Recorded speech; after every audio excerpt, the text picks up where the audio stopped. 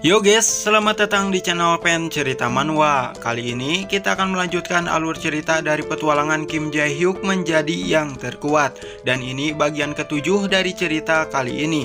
Dan pastikan kalian sudah menonton episode pertamanya biar nyambung alur ceritanya. Kalian bisa cek di playlist untuk video yang lainnya. Baiklah, tanpa berlama-lama lagi, langsung saja kita mulai ceritanya. Singkat cerita, di malam harinya, saat Jae Hyuk mengajari Min Chae belajar, ia menceritakan semuanya pada Min Chae, dan meminta saran darinya, apa yang harus ia lakukan. Min Chae menyarankan Jae Hyuk untuk datang ke markas mereka, dan ajak negosiasi pemimpin mereka. Mendengar itu, Jae Hyuk sedikit panik. Apa? Bukankah itu sama saja? Seperti aku menantang mereka secara langsung, bahkan aku tidak tahu siapa pemimpin mereka, dan aku juga tidak tahu di mana markas mereka. Lalu Min Chae pun akan mencoba menanyakannya terlebih dulu, pada siswa wanita di sekolah SMA Yeongmin. Setelah beberapa saat, Min Chae pun dikejutkan dengan balasan pesan yang ia dapatkan. Balasan itu disertai dengan sebuah foto pemimpin aliansi itu, lalu Min Chae pun menunjukkannya pada Jae Hyuk, dan memintanya untuk mencari orang ini. Keesokan harinya, terlihat, Jae Hyuk memasuki sebuah ruangan, baru saja beberapa langkah, ia langsung ditatap semua orang yang ada di sana. Han Philip pun cukup terkejut dibuatnya. Ia tak menyangka bahwa Jae Hyuk akan datang menemuinya, lalu ia meminta anggotanya untuk membukakan jalan bagi Jae Hyuk. Dengan tubuh gemetaran, Jae Hyuk memberanikan diri, maju menghampiri Han Philip, lalu Jae Hyuk menanyakan apa benar kau menggunakanku untuk merekrut anggota baru. Jika benar, lalu kenapa kau melakukan itu padaku? Aku hanya seorang pelajar biasa. Beberapa hari ini, banyak para berandalan yang mengajakku bertarung. Dengan santai Han Philip menimpali, bahwa dirinya hanya ingin melihat Jae Hyuk bertarung. Dirinya ingin mengetahui seberapa kuat Jae Hyuk itu. Jadi, karena itulah, aku mengumumkan pada semua orang yang ingin bergabung, harus menang melawanmu. Lalu kita dibawa ke waktu pengumuman digelar. Terlihat, ruangan itu dipenuhi dengan orang-orang yang ingin bergabung menjadi anggota Underveted. Saat itu, Han Philip mengumumkan sembari menunjukkan foto Jae Hyuk. Ia berkata, siapapun yang ingin bergabung dengan Underveted, kalian hanya perlu mengalahkan orang ini, kalian harus bertarung di bawah pengawasan kita. Kembali ke waktu saat ini, Han Philip berkata, karena dirinya mengatakan hal itu, para kandidat menjadi semakin bersemangat bukan? Lalu Jae Hyuk menanyakan, bagaimana jika dirinya tidak mau melakukannya, alias tidak menerima tantangan mereka? Han Philip menimpali, jika memang begitu, dirinya akan mengubah situasinya, orang di belakangmu sudah bersiap, sekarang tergantung pilihanmu. Sontak, mendengar itu, Jae Hyuk sangat ketakutan, tubuhnya gemetaran, keringat dingin bercucuran. Apa ini? Kenapa orang ini mencoba membuat orang lain bertarung? Apa yang harus aku lakukan? Lalu Jae Hyuk mengingat perkataan Min Chae. Saat itu, Min Chae mengatakan bahwa Jae Hyuk hanya perlu menjadi yang terkuat. Tidak peduli siapa lawannya, yang penting harus menang. Daripada menghindarinya, lebih baik menghadapinya. Lalu Jae Hyuk menghela napas, dan kemudian menanyakan, bagaimana jika dirinya yang menang? Apa kau akan berhenti menggangguku? Han Philip menimpali, baiklah, jika kau berhasil mengalahkan salah satu kandidatku, aku tidak akan mengganggumu lagi ke depannya. Yah, mau bagaimana lagi? Mungkin ini cara yang terbaik, gumam Jae Hyuk. Lalu Jae Hyuk berkata dengan tegas, baiklah, kau harus menepati kata-katamu itu. Beberapa saat kemudian, Shin memperlihatkan Jae Hyuk dan Min Chae di suatu gang yang sempit. Jae Hyuk menceritakan semua yang terjadi pada Min Chae. Lalu Min Chae menyarankan, karena Jae Hyuk sudah tahu apa yang harus ia lakukan, segera perhatikan lawanmu dengan cermat. Sembari melangkah pergi, Jae Hyuk menanyakan, kenapa Min Chae nyebat terus? Itu akan berdampak buruk pada kesehatanmu. Min Chae menimpali, terserah, kenapa kau mengganggu kehidupan pribadiku? Cepat pergi sebelum kuhajar. Jae Hyuk menanyakan sembari menghentikan langkahnya, apakah dirinya bisa mengalahkan Seo Do-yeon? Dirinya sedang mencoba bersikap tenang, tapi tetap saja selalu khawatir. Sembari mendekati Jae Hyuk, Min Chae menimpali, bukankah dirinya sudah mengatakan, tidak peduli siapa lawanmu, yang harus kau lakukan hanyalah menang, beginipun juga aku adalah mentormu. Kemudian Jae Hyuk dikejutkan dengan Min Chae yang memberikan ranselnya, lalu Jae Hyuk bertanya, sampai kapan dirinya harus membawa ranselmu? Min Chae menimpali, jangan mengeluh, turuti saja perkataanku, levelmu dan aku jauh berbeda, apa kau mau aku buktikan? Keesokan harinya, terlihat, Min Chae dan Jae Hyuk sedang memperhatikan seseorang di balik jendela. Orang yang diperhatikan itu, ternyata Seo Do-yeon. Lalu Min Chae memberikan penilaiannya. Aku kira kekuatan fisiknya standar, kekuatannya juga tidak terlalu jauh.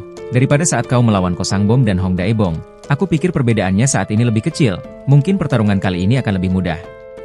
Saat sedang fokus memperhatikan Seo Do-yun, seseorang menoleh Jae-hyuk dari belakang, ternyata itu Baek Da-som. Ia berkata, apa yang Jae-hyuk lakukan di sini? Mendengar Baek Da-som memanggil Jae-hyuk dengan nama lengkapnya, Min Chae sedikit terkejut. Hei, Jae-hyuk, apa kalian saling kenal? Iya, kita sudah saling mengenal. Baek Da-som adalah teman masa kecil Seo Do-yun. Baek Da-som juga yang memintaku untuk menerima tantangan Seo Do-yun dan harus mengalahkannya. Kalau dia teman masa kecilnya, dia pasti tahu tentang Seo Do-yun bukan? Aku rasa begitu. Lalu percakapan mereka pun terhenti. Saat Baek Da-som mengatakan, apa hubunganmu dengan gadis cantik ini? Apa kalian berpacaran? Min Chae pun membantu mendengarnya. Dengan emosi yang meluap-luap, aura di sekitarnya berubah merah kehitaman. Sembari menarik baju Baek Da-som, Min Chae mengatakan, dasar sialan, apa kau ingin aku menghabisimu di pertemuan pertama kita ini? Dengan panik Jae-hyuk pun mencoba meredakan emosi Min Chae. Sudah, hentikan. Lalu Min Chae bertanya memastikan pada Baek Da-som, apa benar kau mengenal Seo Do-yun? Dan memintanya untuk menceritakan semua tentang Seo Do-yun. Kemudian scene berpindah, di ruangan klub anime. Terlihat, Jae-hyuk, Min Chae dan Baek Da-som, mereka sedang membicarakan pertandingan Jae-hyuk yang akan datang. Mengetahui Jae-hyuk akan menerima tantangan Seo Do-yun, Baek Da-som sangat terkejut. Apa? Kau memutuskan untuk bertarung dengan Seo Do-yun? Dengan wajah senang berbinar, Baek Da-som mengatakan, apakah Jae-hyuk menerima tantangan itu demi menyelamatkan Seo Do-yun? Mendengar itu, Min Chae bertanya keheranan, apa yang ia maksud itu?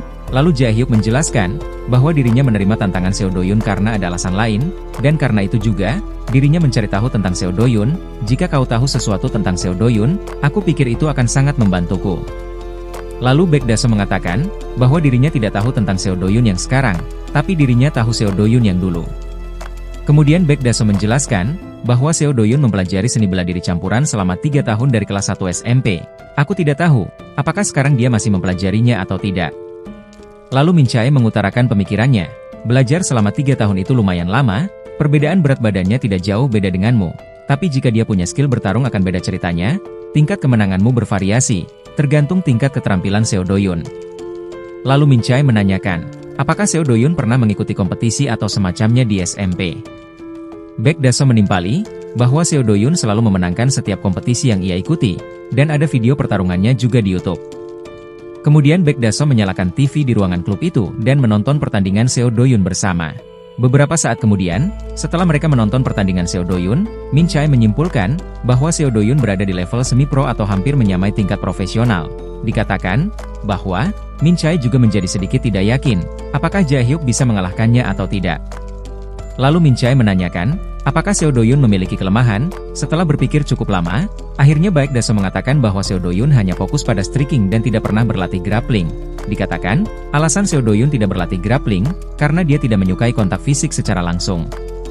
Setelah mendengar itu, Min Chae menjelaskan, bahwa grappling itu mengacu pada gulat dan jiu-jitsu.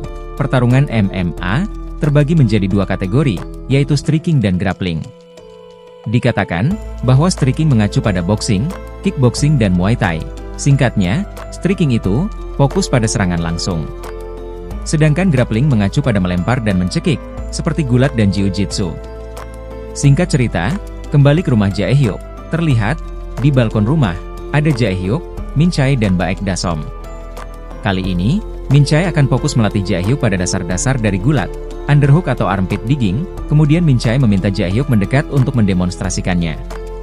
Lalu Min Chae memeluk Jae-hyuk, kemudian melingkarkan tangannya ke belakang dan mencengkramkan tangan dengan erat satu sama lain.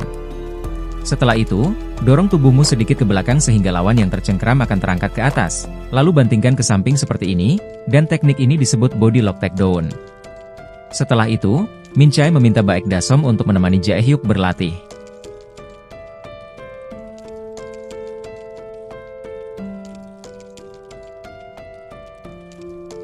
Setelah mengamati pelatihan Jae-hyuk, Min Chae menyimpulkan bahwa Jae-hyuk kekurangan stamina. Lalu ia menjelaskan, dalam gulat, stamina adalah hal yang paling penting. Lalu Jae-hyuk pun akan difokuskan dulu pada pelatihan peningkatan fisik.